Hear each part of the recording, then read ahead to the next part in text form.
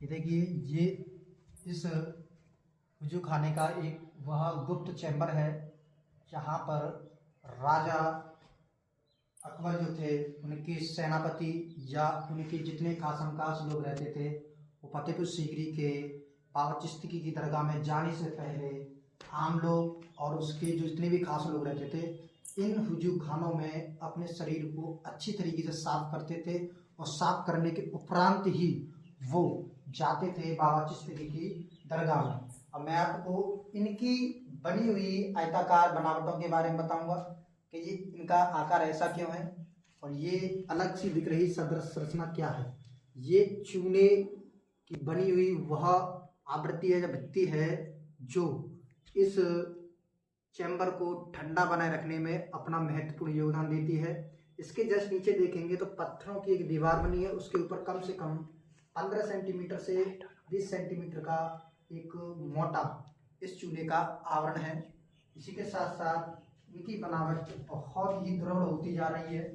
अब जैसे कि मैं आपको दिखाऊं, इधर साइड में ये एक चैम्बर है, फिर इसके साथ साथ इधर एक चैम्बर है जो कि ये खाली है।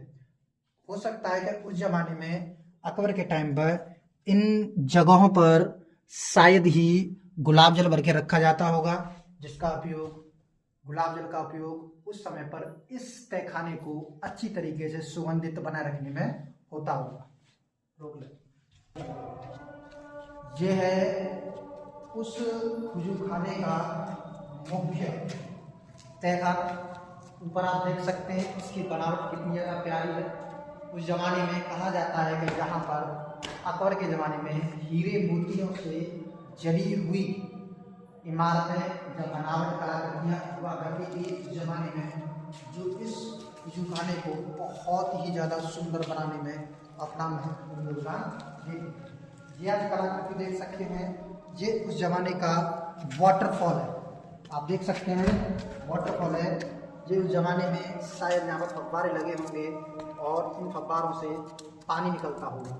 अब क्या है कि ये अब खराब हो चुके हैं, इसीलिए इनका कार्य बंद है। क्योंकि आप सोच सकते हैं या आप ये अनुमान लगा सकते हैं कि ये इस टाइम पर इतना ज़्यादा ठंडा है तो अपने टाइम पर कितना ज़्यादा ठंडा रहता होगा। अब इसका एक छोटा भाग जिसके सामने है, ये इस भाग के बनावट की संरचना के आधार पर अगर इसे हम देखें तो इसकी बनावट बहुत ही ज़्यादा प्यारी है, क्योंकि इसमें स्टेपिंग है।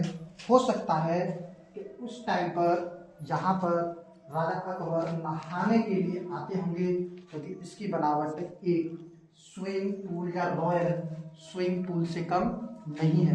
क्योंकि इसकी जो बनावट है, अभी तो यहाँ पर इतना ज़्यादा कूड़ा पड़ा हुआ है कि ये संरचना स्पष्ट नहीं दिखाई दे रही है, लेकिन ऊपर इसमें लगा हुआ विंडो इस बात का प्रतीक है कि ये राजा के 400 साल पहले कहीं ना कहीं तक ये इसमें चार चांद लगाने में सहायता करता होगा। इसी के साथ साथ एक चैम्बर इसमें ये भी है, जब आप देख सकते हैं जहाँ पर चमकादड़ों का वास हो चुका है, इसीलिए मैं इसके पास तो नहीं जाऊँगा, लेकिन आप देख सकते हैं जी इस कदर भरा हुआ है या बना हुआ है कि उस जमाने में हो सकता है कि यहाँ पर कुछ सुगंधित चीज़ों का स्टोर रूम बनाया गया होगा, जिससे यहाँ पर ये महकता होगा। ये हो सकता है कि उस जमाने में यहाँ पर कपड़े वगैरह रखे जाते होंगे या राजा अपनी दासियों के साथ यहाँ पर स्नान करते होंगे।